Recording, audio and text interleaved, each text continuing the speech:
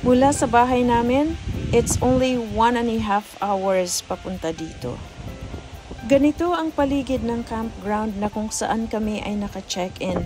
Dito lang ito sa Long Lake, Alberta. Ayan, sa harapan ko may playground at dyan na rin po yung beach. Ito naman ay yung washroom. Sa aking kinatatayuan, dito yung women. At yung sa kabila naman ay para sa mga men. Pasukin natin. Iba po ito sa mga traditional na washroom. Wala po ditong flush. Pero mayroon ditong paper towels. Ayan yung ilaw sa gabi.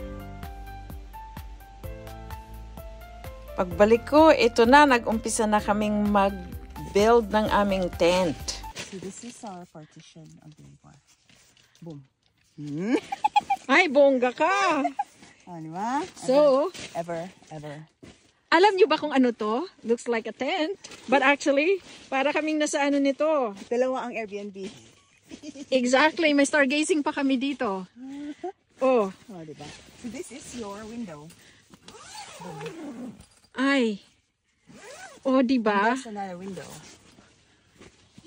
Man, And this is we another have two rooms here in this tent.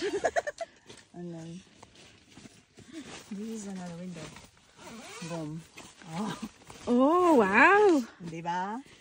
Di ba? I thought, what is this? So it was kind of boom, surprise. That's my thing.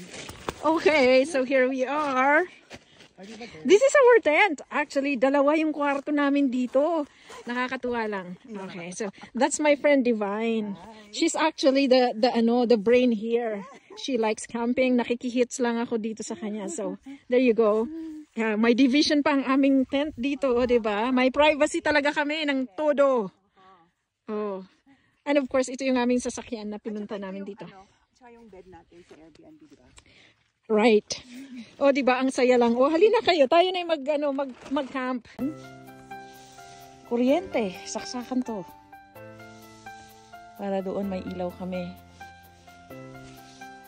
And dito naman sa tabi ng tent namin, nandito yung parang washroom. Dito kami magsha-shower.